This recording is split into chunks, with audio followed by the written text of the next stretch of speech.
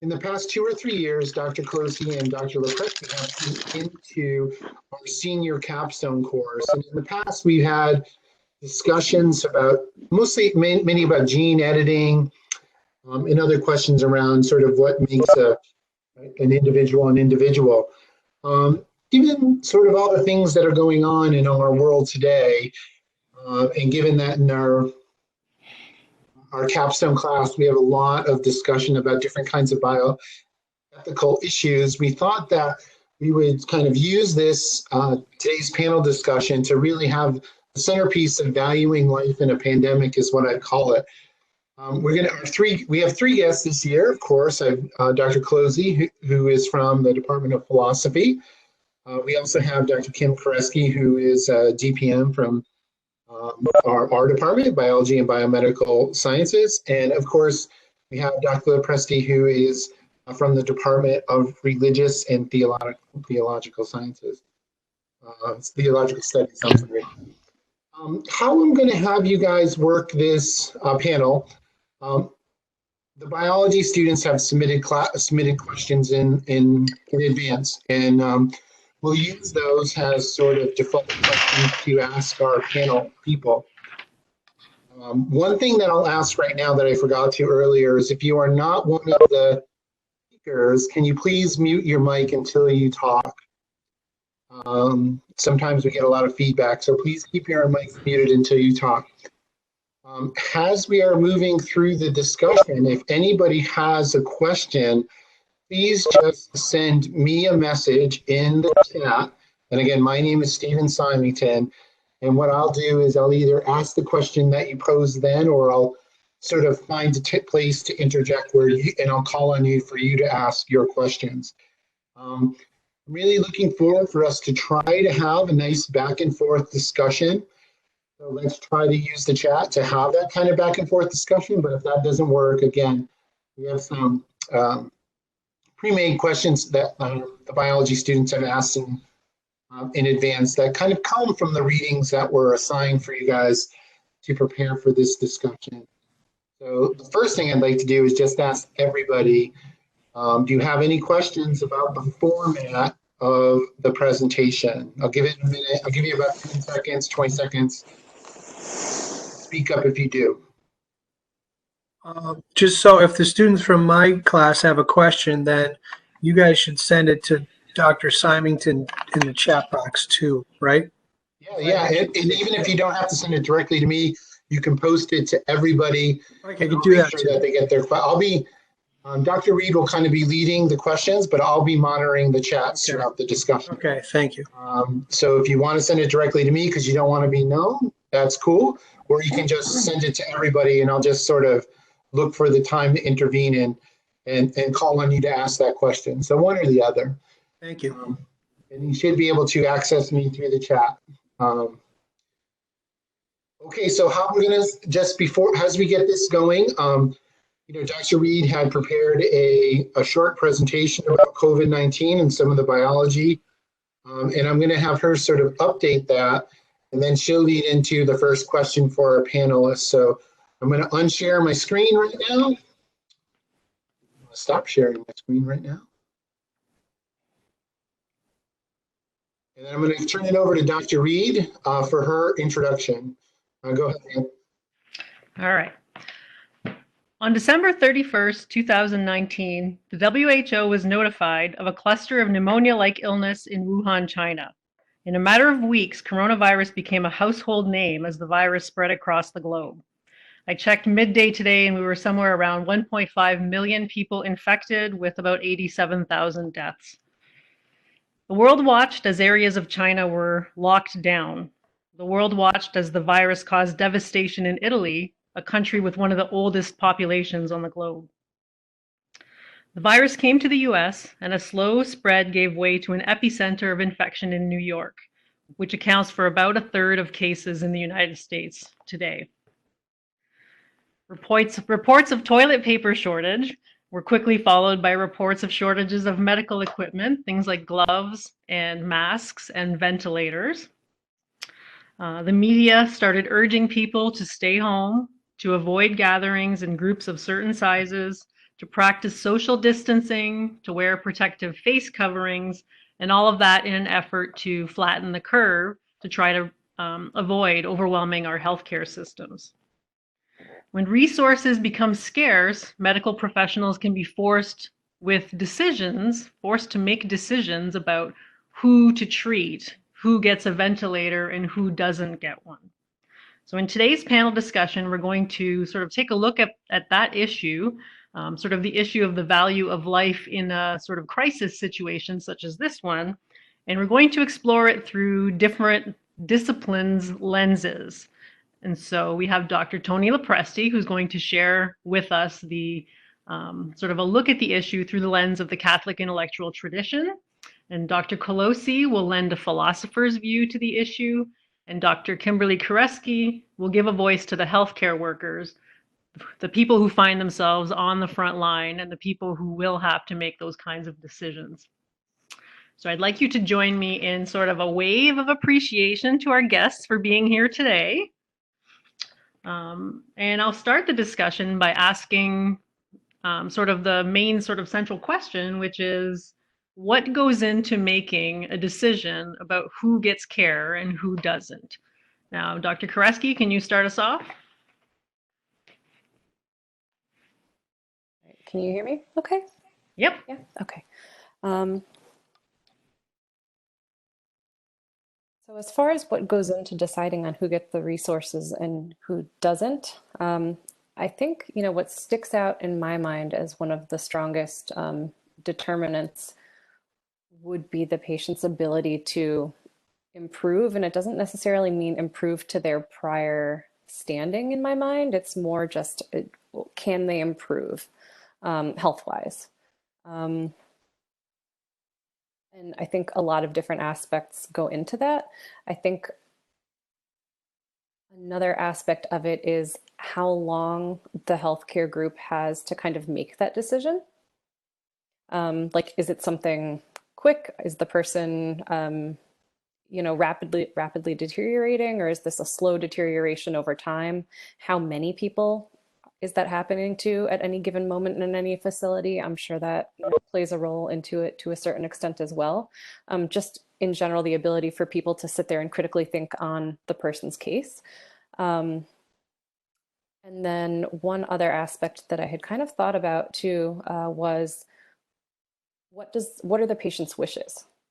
And I think that's something that, again, given like the rapidity of this and the volume of it, I'm not sure patients, just anybody out there, really has that kind of like laid out, and has it laid out to the point that they can bring legal documents with them to the hospital given a certain set of circumstances. I know that's kind of an odd way to look at it, but it's kind of like the first point if you're deciding somebody's healthcare, I think, is their opinion on their own stance on medical interventions. Some people have already received a variety of medical interventions and feel strongly, for it or strongly against it, given their prior experiences.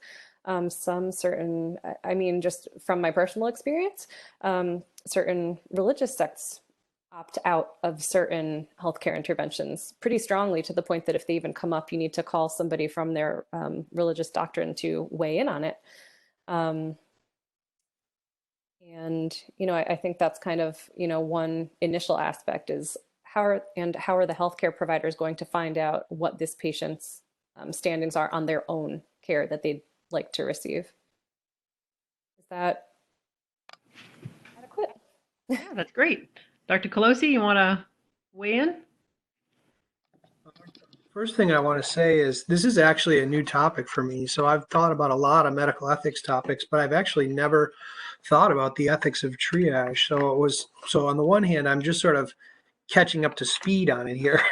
But it was interesting reading everything. I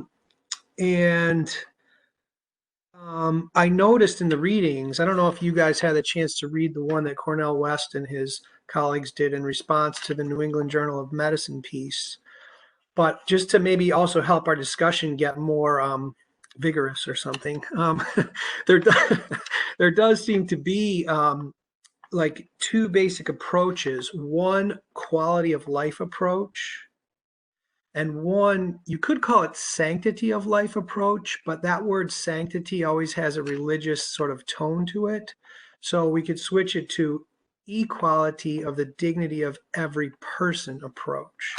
So I will say that with Dr. Symington, with all due respect, the title of the thing that said valuing lives, I don't like that, valuing lives, because I think every single person, like Martin in Ghost Boy, for those of you who read that, or Brendan, if you watched the video, those people are just as equal in dignity as the healthy doctor who's deciding who to give the things to. So that's why the Cornell West piece and those people were saying, be careful that you don't base your decisions on things like how old a person is or how disabled a person is and things like that, but on actually a clinical assessment of what they need. And that's where it's in a realm where someone like an actual doctor is way more qualified than I am to talk about.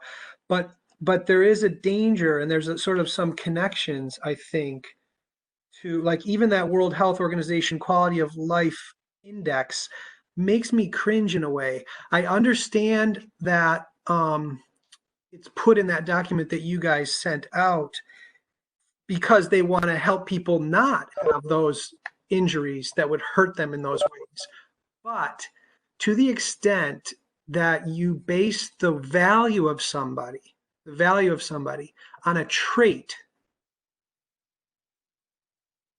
like they're a specimen of good or bad. Some of the things in there were rather shocking, like body appearance, ability to have sex. Those things are not the reason why somebody has infinite worth. And that's now I'm in the realm where it's a new topic to me, because the clinical thing is what you're supposed to decide by, and you have to watch out for the discrimination thing. And then there's a whole question of killing versus letting die. You know, I sometimes think, this will be my last point, the pro-life movement, sometimes I think they chose the wrong name, because the reason it's called the pro-life movement is because they're against killing innocent people. We're not talking about capital punishment and war and self-defense right now. Just innocent, like just killing someone because they're sick. The pro-life movement is against that killing. But the humble acceptance of the presence of death, the pro-life movement doesn't put life as the highest value. It puts being morally good at the highest value, and killing someone would be wrong. But when death is present and the pathology is going to kill somebody, and you remove a futile treatment is one that can't achieve its end. Treatment can be futile, but a patient should never be called futile. Okay, I'll stop there and let the discussion go. All right, Dr. LoPresti?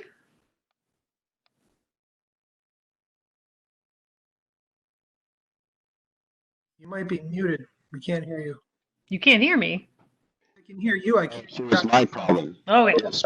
Thank you very much, Dr. Colosi, for reminding me of that. You know, I've been doing this in classes, but I'm always open on my mic, but I'm the instructor in the class, so I'm not used to unmuting myself here. But thank you very much. So glad very much to be here, and I have a few comments to make. I'll try not to overlap what the others have already said, because I know you want to get to the questions here.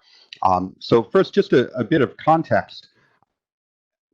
On one level, this seems like a brand new situation to us, where we're all living through a pandemic, and we're potentially faced with very soon this dilemma of scarce resources and having to make decisions of where they go to. But on another level, this is kind of a bit of an older problem. We deal with it older in the sense of the last, 50 or 60 years or so, when the medical technology has advanced to a certain point.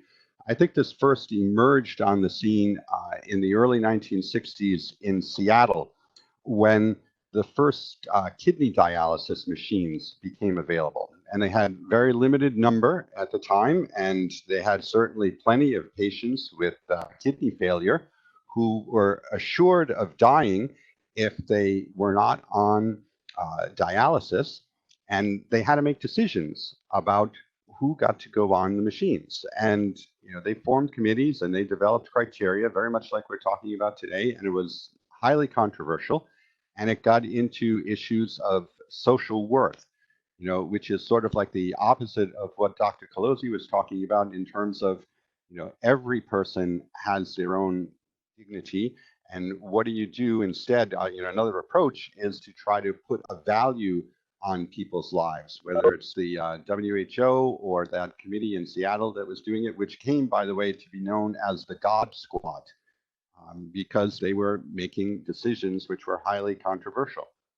But we also deal with the same issue today in terms of organ transplantations.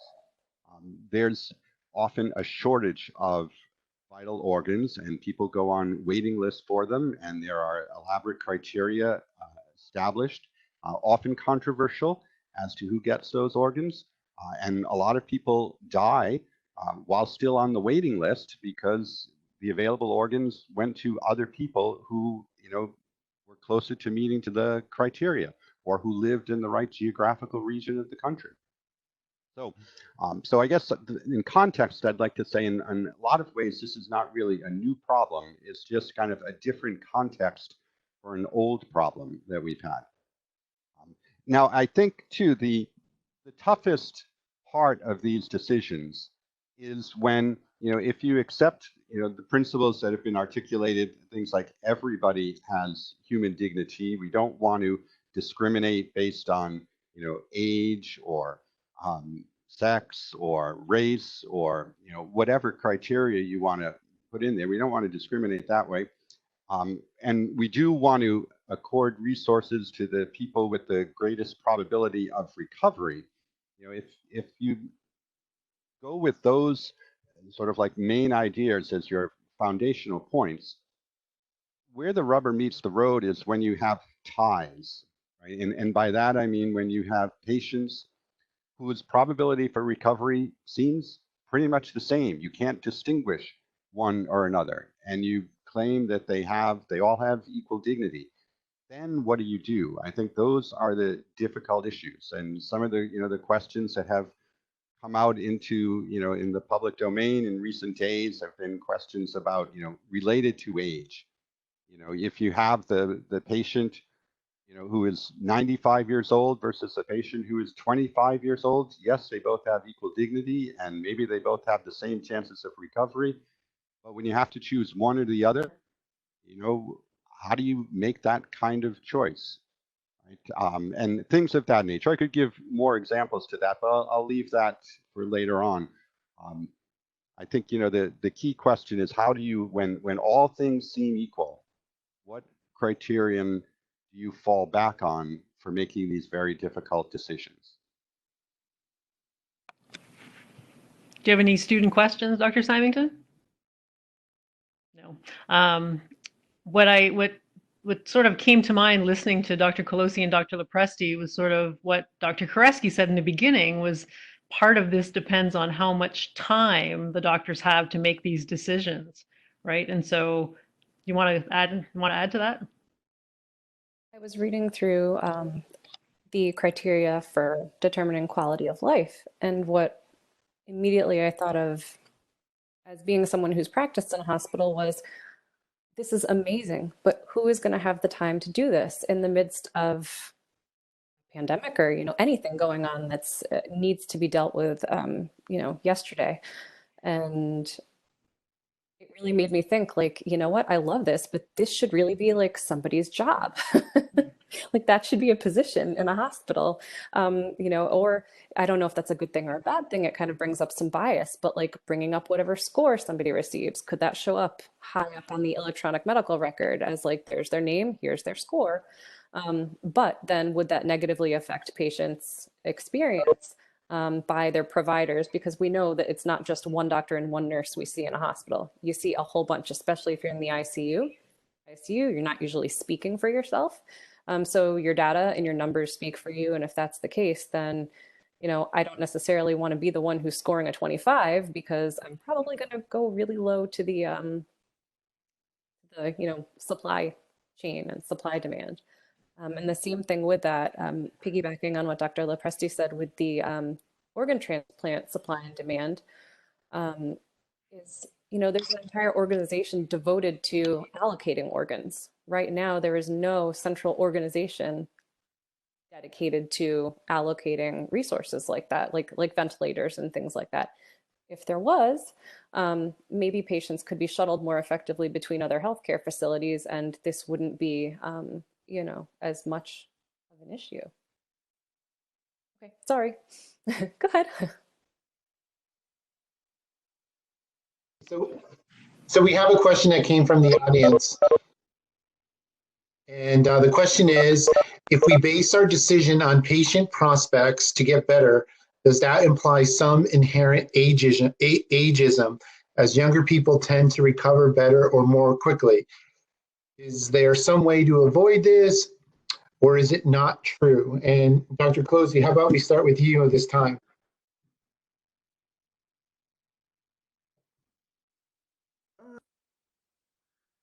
I keep muting and unmuting myself.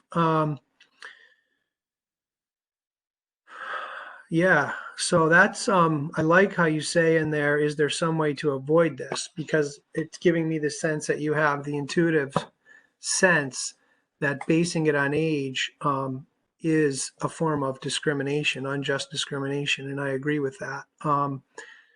So, I mean, this might be more another one of those clinical questions. So it's interesting because we're saying that, or I was saying that it should be based exclusively on the clinical assessment and of the two patients. And you're saying that age actually plays into that in some cases. I guess I don't really know how to answer that except to say maybe you have to check your intention and make sure that you're not doing it because the old person is old and the young person is young, as if old people are worth less than young people, but instead you are really just noticing the whole clinical situation. And then you're right, it's objectively true that there's a certain frailty that would increase, but that could mean that you would actually pick the old person to give it to because they need it more. And that may be the way to respect the dignity of both of them. There was a beautiful point in the letter that Cornel West and those people put together about if those two people, the old one and the young one, could hear the discussion. And the old one said, I freely choose to give the ventilator to that young person, not because it was a law and not because they felt any pressure. In fact, let's say the doctors, because that person actually needed it more, we're going to give it to the old one because they were making it in the way I'm suggesting is the right way. The old person heard that and said, you know what, I freely choose, give it to the young one. That would be a beautiful act of self-donation. But you could never tell them they should do that. So thank you for that good question. Dr. Simonton, can I ask a question? If we want to jump in and ask a question or say something, how do you want us to signal that? I think I can see all of you with your, just if you raise your hand or shake your head. So, because I have all of you in the frame. So, and I saw you raise your hand. So why don't you go ahead, Dr. LoPresti? I was just going to ask Dr. Colosi the question. You raised the point of who needs something more. What do you mean by who needs it? Someone could be further, a more serious case where they are, closer to death, perhaps, than someone else. Is that what you mean by need it more? Because that's a bit of a departure from what we were talking about of probability for recovery, right? Because someone might need it more, but may not be able to benefit as much as someone who needs it less, but who has a greater chance of having a positive outcome. Yeah, I have to admit, and I kind of bummed about this. I actually haven't studied this topic in any great depth, but But all I can answer that, and one answer to what you just asked, and to this whole thing is like what we're talking about here are principles that we want to apply. But when you're actually in a clinical setting, like Dr. Curesky was saying, how challenging that is, and how it's hard to make decisions and so forth. I suppose the answer would be, as long as it's not based on some of these value judgments about the actual worth of someone compared to someone else, based on these discriminatory qualities, and instead based on, I'm just going to say, the clinical need for the treatment. I can't be more specific than that, I don't think.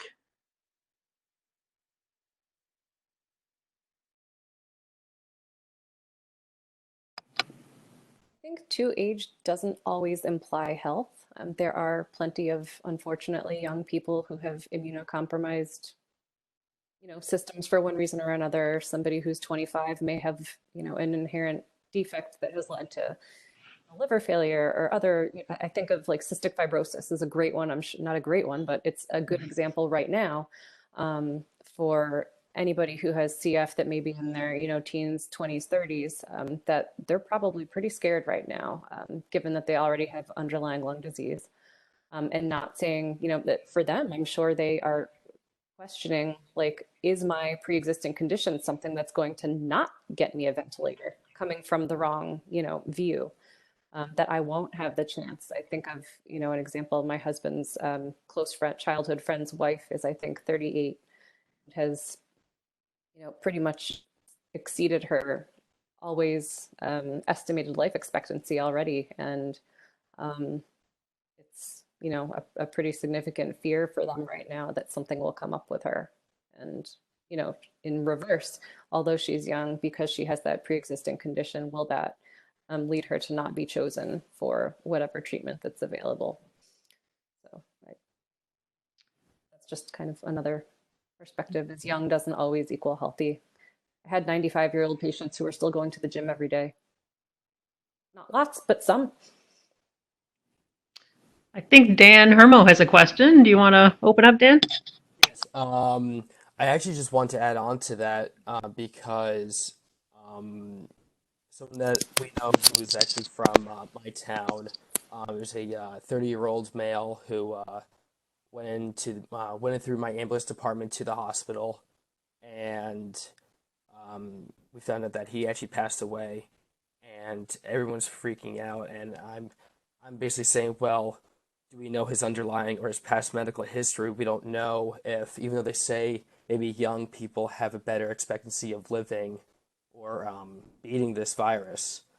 But the real thing is we don't really know, because we can't track it. We don't know what it's going to do. There's a laundry list besides the fever, the cough, shortness of breath, anything pertaining to that. Temperature, taking your temperature twice a day.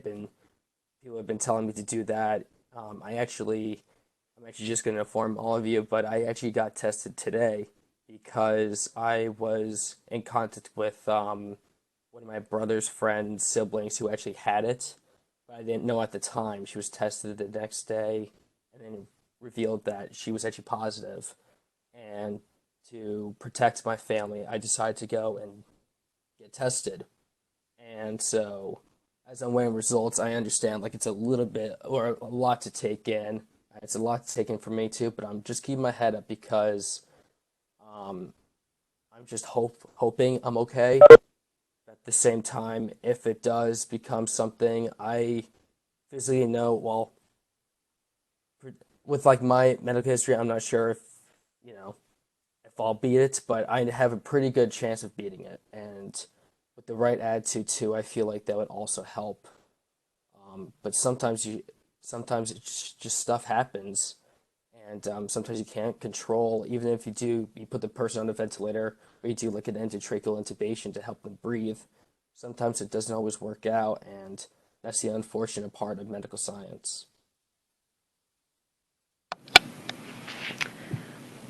All right, so I'm going to switch gears a little bit, but not terribly far from where we sort of started.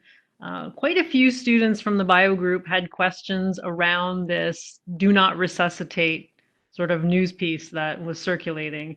You know, the idea that some hospitals might be considering DNR orders for any patient who had tested positive for COVID-19 who went into respiratory arrest. And so student questions sort of circled around what the issues around that might be and how that comes into conflict or appears to come into conflict with a doctor's oath and a doctor's pledge to sort of, you know, protect their patients, treat their patients. And all the students really recognize the whole wealth of moral conflict that comes from that kind of statement. Why don't we start with Dr. LoPresti this time?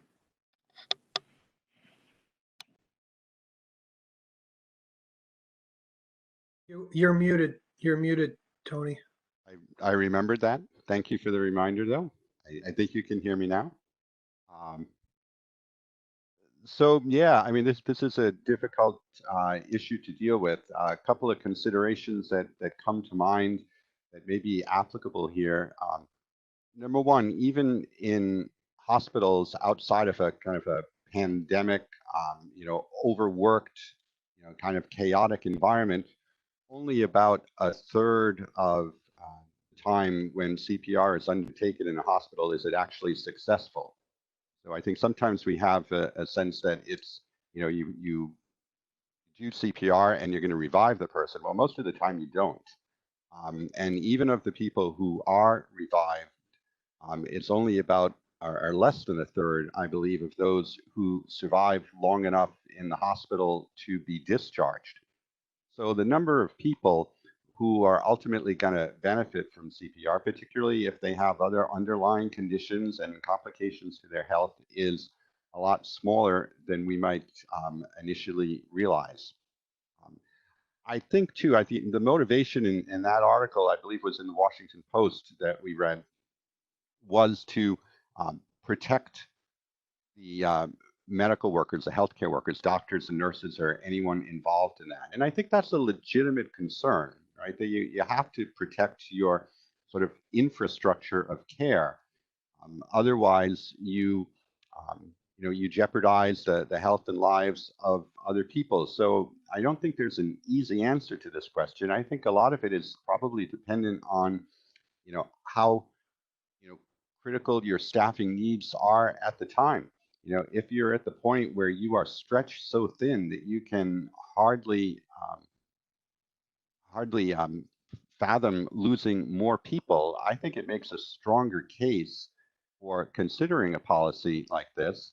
Whereas I do think in general, most people who go in the medical profession do so, you know, in, you know, expectation that from time to time they, in pursuit of the well-being of their patients, they are going to run into some risk. So I don't think, as I said, I don't think there's a 100% clear-cut answer on this. I think, you know, like so many things we're talking about, there are gray areas, and I would, you know, as Dr. Colosi said, you know, there are the principles that we can try to follow, but then there are the prudential judgments you have to make when you're in the, you know, the heat of the battle and need to decide what to do. And unless you know all those relevant circumstances, it is very hard to say, you know, here's what the answer is in, you know, in all cases.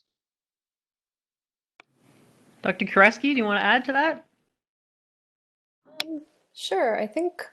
I mean, this is in no means an exact parallel, but one way that you might think about it with similar ethics would be choosing to perform, as a surgeon, choosing to perform or offering elective surgeries to patients with HIV back, you know, years ago when there was less of an understanding of how it was transmitted.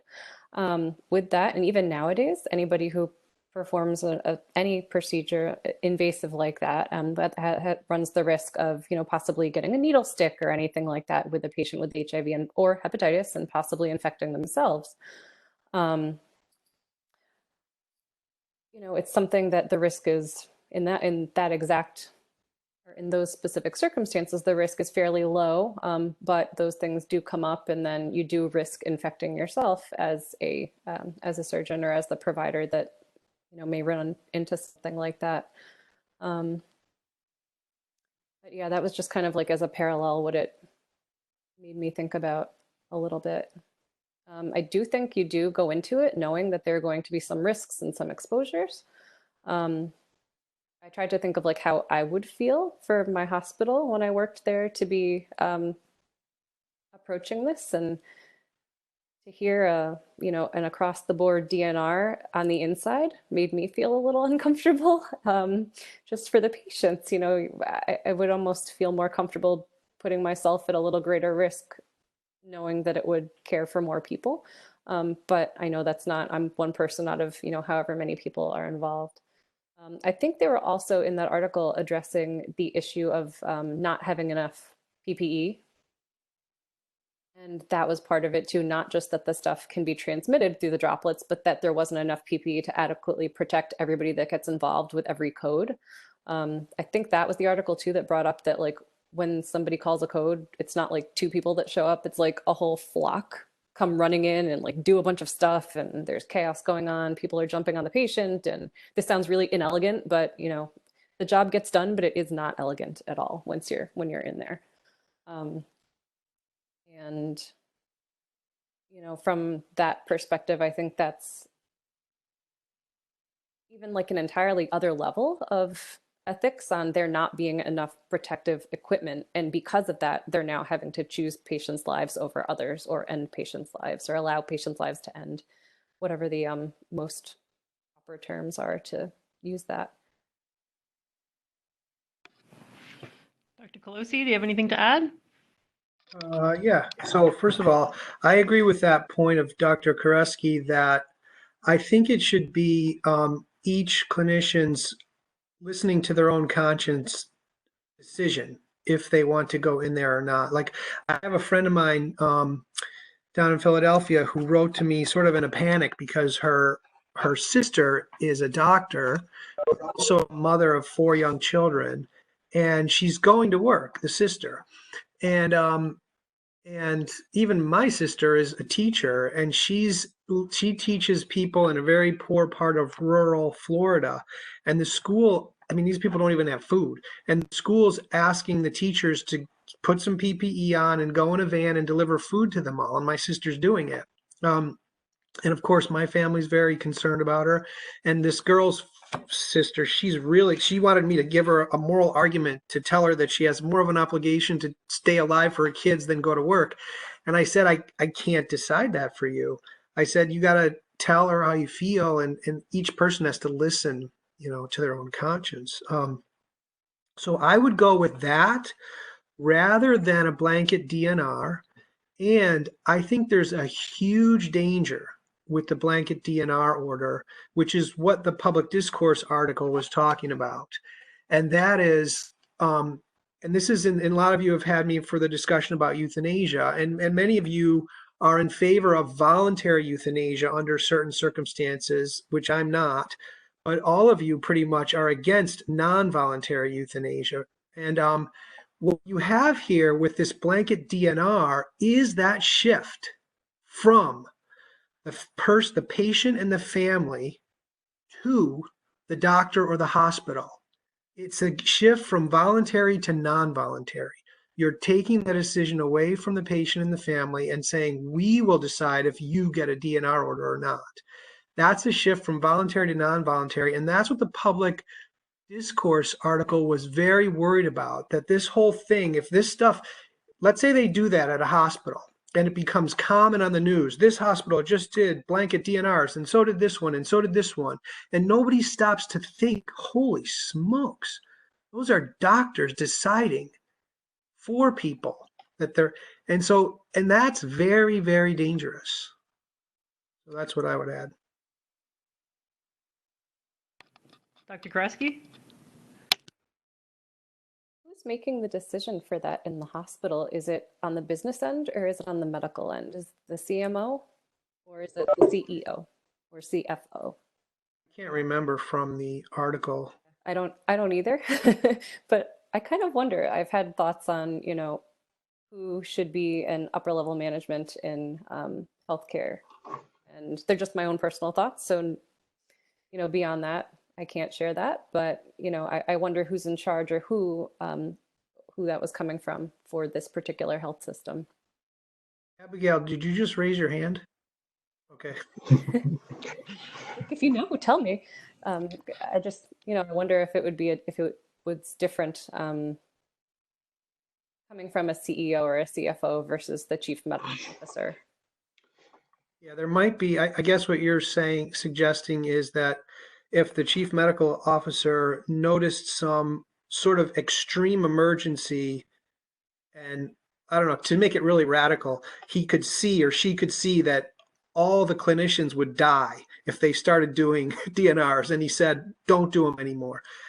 I could see in an extreme health related reason probably maybe doing that, but I would also, if that ever had to happen, I would want it to be stated at the same time that this is not to become a future policy. This is okay, but so. I just find it hard to imagine a whole bunch of doctors being like, yes, blanket DNR is okay to us. Well, if you look at places like Holland, which are the most advanced, if you will, in euthanasia, their non-voluntary euthanasia is just doctors can just decide all the time. So I didn't know that. yeah, so I won't go through the argumentation of how, but there's a real logical trajectory from voluntary to non-voluntary to even a duty of the patient to, and laws that you have to. So, but we could talk about how it is in other countries in the world, but you can explain logically why that happens. And people have arguments against it too. So that last kind of round of questions actually spurned a couple comments from our audience, and they were both really about sort of the healthcare provider's point of view. And so I want to have a couple students weigh in now to share the stories that they're very similar, and I think they're very interesting. So Madison, will you share your story first?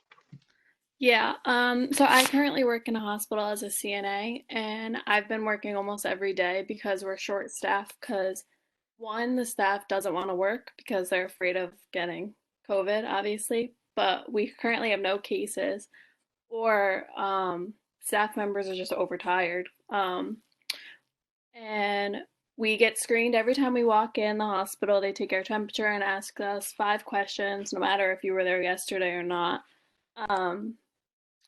And we're currently very short on the PPE, obviously, where we have to wear the same mask for 7 days straight, which is clearly not safe at all, especially when you have patients that are on droplet precautions. It's already a danger to begin with, and then you're wearing the same mask going in all these other patients' rooms. So it's just like, it's very stressful, and we can, so if I was exposed to corona and I was asymptomatic, I could still go to work because of how short-staffed we are. So it's just crazy, like, how the medical field is changing because of this pandemic that we're going through. And thank you for sharing that, Madison. It's a great story. That last point I want our speakers to elaborate on. But Marina, will you share your story? I think you have some similar things to say with that kind of is in concert with Madison. Yeah, I work at Brigham and Women's Hospital, which I don't know if anyone's watched the news. We're not doing so hot over there. So every day they send an update on like the number of patients and the number of staff. So the most recent one was the patients on the floor. There's 89 tested positive. There's 41 in the ICU, and there's almost 200 staff who have tested positive. And I mean, we go through the same screening and everything, but they told us that like if we're tested positive, we should still come into work anyways because we're short-staffed. And like with like the DNR, like the blanket DNR, I don't personally know anything about that, but I know like when they were trying to implement like hospital-wide when someone calls a code, only having 2 people in there at one time. But it honestly always seemed to be like up to the people who were responding. Like there was one respiratory therapist who like he rocks, and he would always go in because like on my floor we have like a few confirmed patients, at least like from a week ago. There's probably more now, but I haven't been there. And like some people would abide by it and like some people wouldn't. And like that's like it like from like the PCAs to like the doctors. Like some people like didn't care about it, and then some people were like, no, like I need to go like help. You know what I mean? So like I feel like the DNI like might be like that too. It could like the doctor that you have like play a role in that. Like I don't know. Well, I was not aware that you still were encouraged to go to work even if you had tested positive. So, girls, thank you for sharing that. And I wonder if Dr. LoPresti or anyone would like to sort of weigh in on what the girls just said. Yeah, if I understood you correctly, Madison, it sounds like you have a greater number of staff at Brigham and Women's who have tested positive than you actually have patients. Is that correct? Yeah, it's almost double. It's actually gone down. Like we were increasing by, I would say like 30 a day for like 5 days, and now it's slowly kind of plateaued, which is good. Yeah, and so it sounds to me like that, policy of only bringing 2 people into the room when there's a code going on seems almost like an interim compromise step between trying to respond to patients' needs and also trying to protect your staff, right? They don't want to go. It's the more extreme case would be to say, there's a blanket DNR, and you don't want to go there. I would say unless you're really forced to. But on the other hand, particularly when you're losing as many staff as you are, and it becomes a critical situation, you have to start contemplating what can we do here. And I guess they're going to the limited number of personnel in there. And I would imagine that if it gets even worse, they will have to seriously consider doing a blanket DNR. I agree with Dr. Colosi that you can be on a slippery slope here, and you don't want to necessarily carry this over in other contexts. But I just think sometimes this circumstances just force you to, consider steps that you would otherwise really prefer to avoid.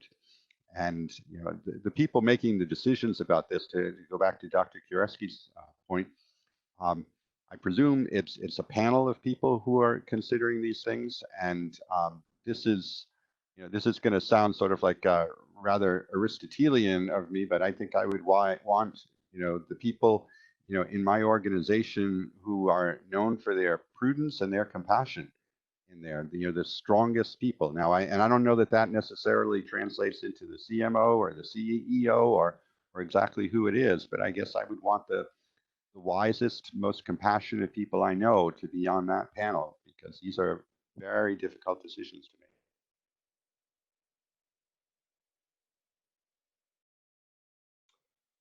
Dr. Colosi, would you like to weigh in on this point? Well, I'm impressed with you two. I bet your families are worried about you. That's all. Okay. Curesky? Yeah, saying the same thing that everybody else has. Be okay, you guys, okay? Please take care of yourselves as well. Has there been any mention on sequestering the patients who are coming, or not the patients, but the providers who are coming to work sick to only working with COVID positive patients? Okay. I mean, as long as the providers are healthy enough themselves, like, either more asymptomatic or towards the tail end of their illness or something, I guess they would still be at risk of, infecting others there and infecting others, their coworkers and other patients. But if they are focused on like shuttled to working with patients who already have the illness, then I think that would probably be the best use of them as a resource. But, if they're going to be there, they might as well be, potentially causing less risk to their peers there. I have a quick question about this. I don't have the medical background, but is this the sort of condition where if you're diagnosed, you really should be on bed rest or, not exerting yourself in any way. And if you do, you actually increase your chances of, getting worse in this, or is that not one of the considerations here? Anybody else have any knowledge on that? It seems like it's kind of got a spectrum of symptoms and a spectrum of how it affects people regardless of, other comorbidities and things. So It sounds like, I mean, I have no medical knowledge, but it sounds like there's asymptomatic people who test positive and symptomatic people. So it seems to me if people had symptoms, they should treat it like they have the flu and go home. But asymptomatic, it seems like they can just keep doing stuff. I don't know. I think some get like sort of sick for a very brief time, like they have a scratchy throat or a little cough, and then 3 days later they're, feeling better. I don't know if there's a good way that they've found to predict that yet, on who's going to get really sick and who's going to get better. But I think hopefully whoever the medical providers are, are not overexerting themselves and putting themselves at greater risk in that manner, along with possibly, exposing other people. But if they're, if it's hitting them more like a cold than a heavy flu, then I guess that's a risk they're choosing to take because the hospital isn't correct. The hospital is not mandating them to come in. It's suggesting it or it's allowing it, but it's not mandating them to be present. Okay. Yeah. Yeah, it's more so allowing it, I think, which probably sheds light on why the staff has, it's just gone crazy within the staff. They're also now putting, if you're a COVID patient, you can be in a room with another COVID patient, which just sheds light on our lack of resources. Because all the rooms in the hospital within the first week went singles. So all the double rooms were singles, which was great. But now they're starting to see their family. At least they can see somebody else. That's a weird way to look at it, but true. Hopefully you get a good roommate and you can help each other through. Mm-hmm. That's true. Christina had a comment. Go ahead, Christina. So I know we're for me, I see a lot of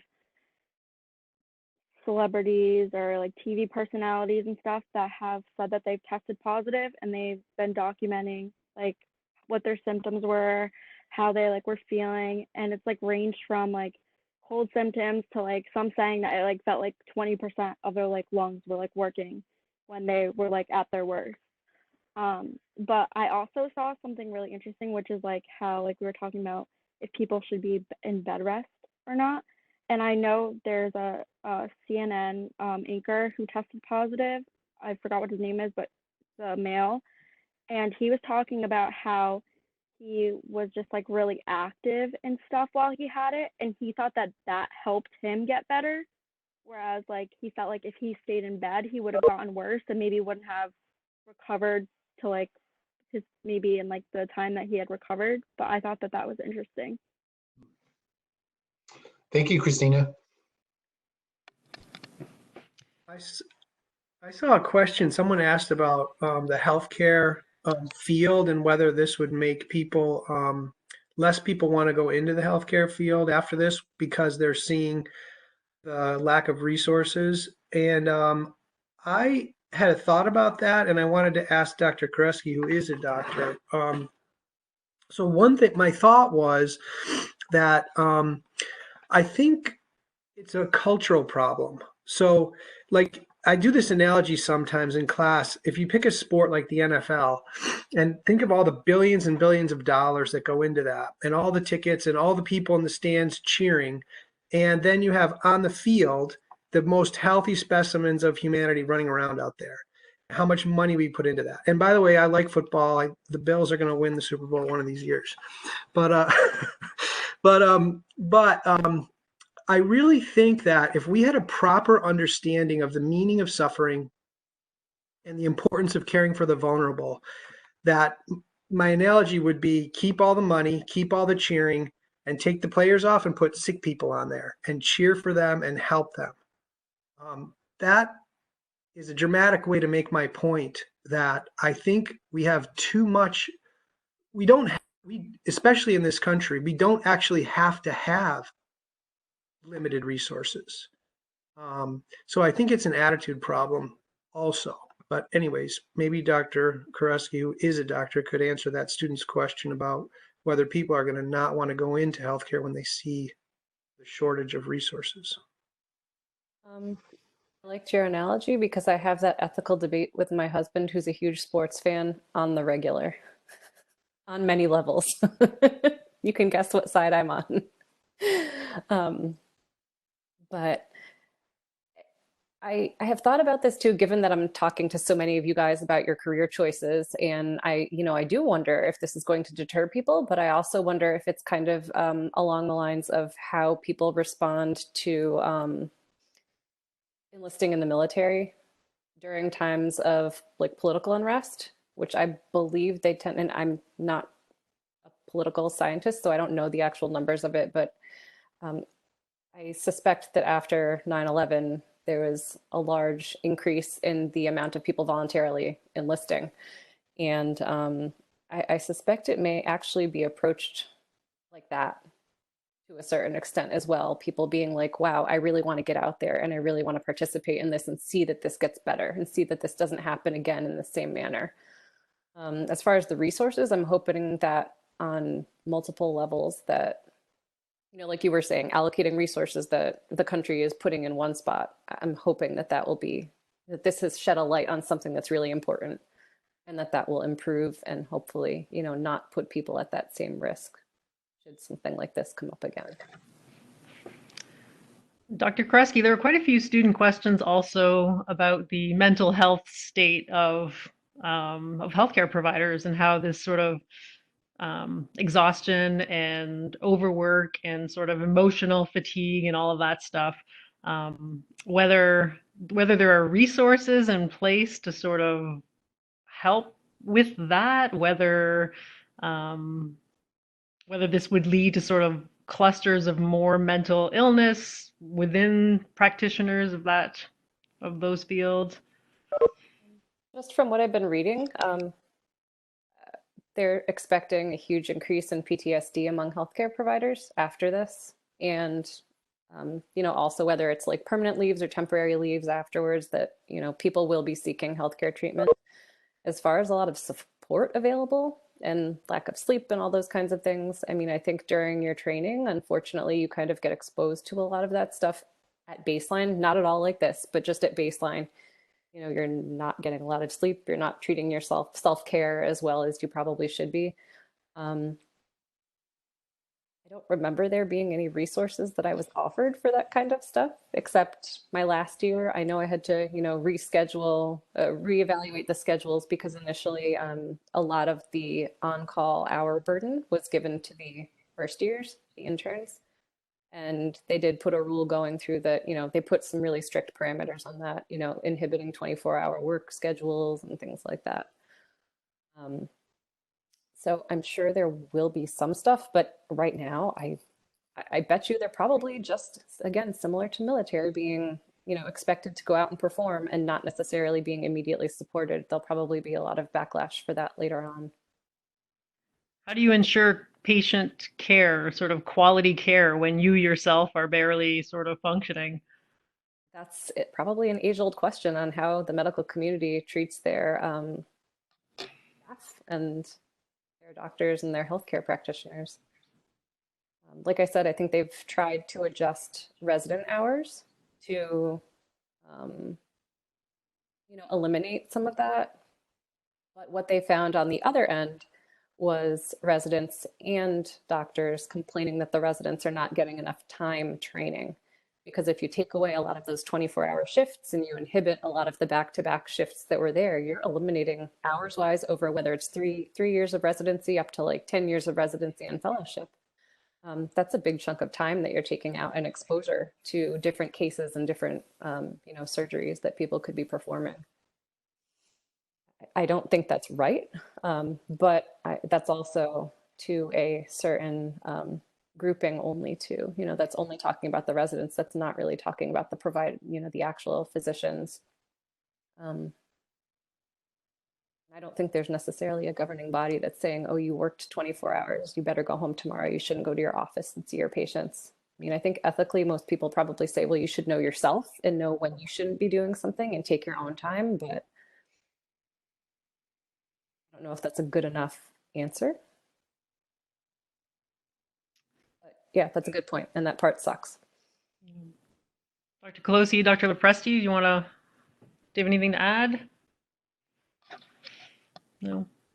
Could I shift gears for just a second, because I know we're not going to have too much more time together, and this is something maybe I'd like to hear from students what they think on this, and that is, one of the areas of controversy that's been talked about recently is whether medical workers themselves, when they become test positive for COVID-19, and if they get to the point where they need some kind of a resource that is in short supply, whether that be an ICU bed or a respirator or something along those lines, should they have any preferential treatment in terms of who gets scarce resources? I think that's it's a debated question. The different states right now are coming up with different guidelines and not coming down on the same side with that. I'm not in the medical profession, so that's. But I'd like to hear it from people who are or who are aspiring to be in that profession. I don't know whether the you have biology majors who may be going in that direction. Whether anyone wants to weigh in.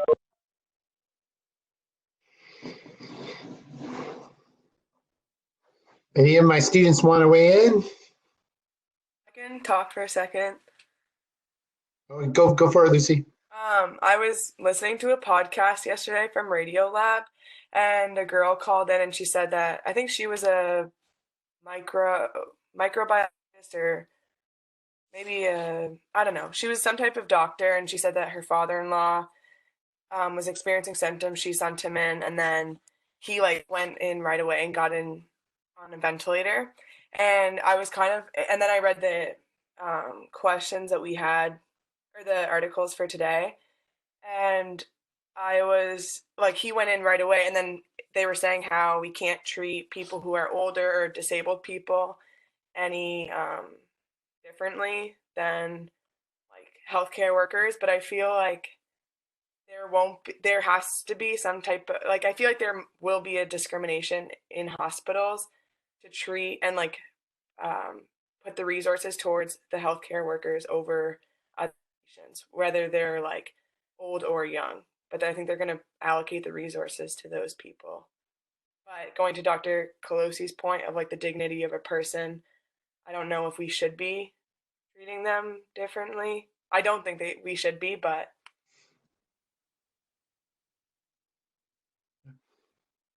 Thank you, Lucy. Do any other students want to weigh in on Dr. LoPresti's point?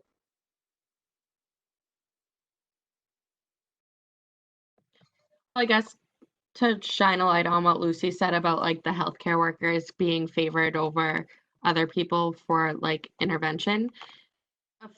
Before tests were readily available through drive-throughs, they sent out a blanket email at Brigham and said that they have enough tests for the whole staff to get tested. And that even if you're not showing symptoms, if you think you've been in contact with someone, you can come in and get tested. So definitely some validity to that. Thank you, Marina. Dan, go ahead. Yeah, I got an email 2 weeks ago from the New Jersey Department of Health, and they basically said, we have enough testing kits for all EMTs and first responders to get tested if anyone has been exposed or for anyone who's been near anyone. So all people in my department, other departments near us as well, have gotten tested and still waiting on results. But it just shows to you how I don't even know if it's, there's obviously ethical issues that could come about with this, because you have maybe some EMTs who haven't been exposed getting tested, but then you have the critically sick patients who haven't been tested. So there's something going on there, but we just can't control it right now. It's up to higher standards who are. Yeah, thank you, Dan. Dan, you've been at EMT now for what, 3 or 4 years now? Is that correct? Years. Yeah. 5 Okay. years. And I'm planning to go to paramedic school, And I actually did think about when I actually had to sit down and be like, well, is this going to change my mind about paramedic school? And it's actually not, because my parents see as this as my volunteer work because I don't get paid to be an EMT. I do this as my volunteer, just my normal time, and I really love it. Like I love being there for the patient and just the patient. I love being there for them emotionally and physically. Whatever their needs are, I'll do anything I can do to help them. Um, but I understand like there can be sometimes where it's going to get crazy, like this time now, and they're going to start, as time is going to be slim, you're just going to have to get up and work. And I have the mentality for that. It's pretty much, it's also a mind game too. Like you have to just say to yourself, like, I'm going to do it. And this is who I am. This is what I'm going to fight for. And I'm just going to do it. Okay, And, cool. Thank you, Dan, for sharing that. no problem. We are getting to the end, but I think Dr. Reed, you wanted to finish with one last question to our panelists. Is that correct? Yeah. I was hoping we could end all of this sort of ethical duress on a bit of a positive note and maybe ask our panelists whether they can think of any good that might come of this, sort of any bright spot in this entire thing that that maybe was unexpected. Who wants to start? Dr. Colosi? Putting me on the spot. Well, one would be what both Dr. Curesky and I said before, that hopefully people will realize that we should put more resources into healthcare preparedness and things like that. I hope another one, and it sort of fits with what Dan was just talking about. You said emotionally and physically being with people. And I hope this this is very nice to see you all on my computer screen here, but I would much rather be with you in the classroom. And I'm kind of hoping that people gradually realize that the amount of screen time we do is way too much, and that being physically present to each other is human. So those are the two things I hope come from it. Dr. LoPresti? I guess, yeah, I guess I would say something similar. You tend to appreciate the things you have most when you no longer have them. And I think we're, in an era where we are deprived of a lot of things that we take for granted, whether that be, face-to-face contact, the freedom to move around, to, even I think of Dr. Armstrong's message that she sent out yesterday when she talked about how she wishes she could share dinner with her parents on Easter Sunday, or her siblings, or just sit next to them in church. And a lot of the things that we normally do, we never think twice about. But the reality is, I think in many ways, we are very blessed, particularly living in this country. And I think perhaps this experience of limitation and restraint may help to foster the virtue of gratitude in all of us. And I think that's one of the key virtues for happy living.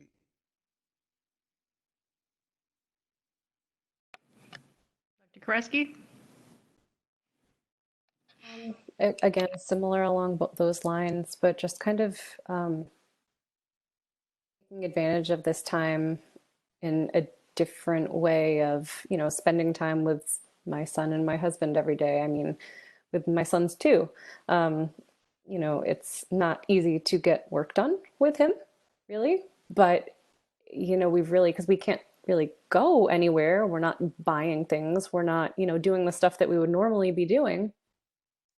We're really kind of like, we go outside every day and we're doing a little bit of gardening, and I'm doing a lot of things that I feel like I did with him when I was a little kid that probably wouldn't be popular to do anymore. Just painting random things that are around, or taking the time to do all of those like little things, and even like learning the alphabet, but not from something specific, like me drawing out the letter and drawing out a lot of things that start with that letter. So it's just kind of been, that part of it has been really nice, getting to spend that kind of low tech time with him, and even for myself to, spend time kind of doing that stuff. No, it says no. She was sending a message to me. I was like, yeah, I know it is hard. We were, The hard part is that I still value it, I think, is that, even though I'm having a hard time getting the work done that I want to get done, and I'm not used to that, it's still so great, like I don't have to fight with him in the morning to get him to daycare. Like that's such a blessing. It really, it sounds silly, but it really is. Like he wakes up, he knows we're both going to be here with him all day, and he's just like happy as a clam. But that's the benefit of him being two and not feeling anxiety about this. Yeah. So to Actually, all of us, to be two again. Yeah, I do have an opinion on this one too, and I think that there's been some already recorded benefits to improvements in our environment, which is really interesting. Even just after a month, smog and pollution, and Earth is sort of correcting itself from some of the insults that we as humans put on it. So I find that kind of interesting, but that's probably for another day. We're at the end of our time, and I really want to thank our panel speakers for joining us. This has become a sort of new tradition for Dr. Colosi and Dr. LoPresti in a class, and I really appreciate them coming in and talking about a different topic this year than what we've done in our past, a topic that's more relevant to these times. And I'm glad we were able to explore some of these ideas with all of you today. Moving forward, for everybody, I have recorded this and I'll make it available. And please, by waving to our speakers, please wave to our speakers as a way to show thanks, right? So we're going to end our discussion today. And again, it's with great appreciation. I really am thankful for having all you guys participate today. I think we've done something very unique today where we brought multiple classes together in a big discussion. And so when it comes to actually teaching, I don't know if we would have done this in the real world, so to speak. So kind of a neat thing. So thank you again for experimenting. For all the students that shared their stories today, I think that they took courage. So thanks again for that. So good night. And you guys all have a good, safe, healthy Easter weekend, and we'll see you guys all in a couple weeks. All right. Thank you, Steve. Bye.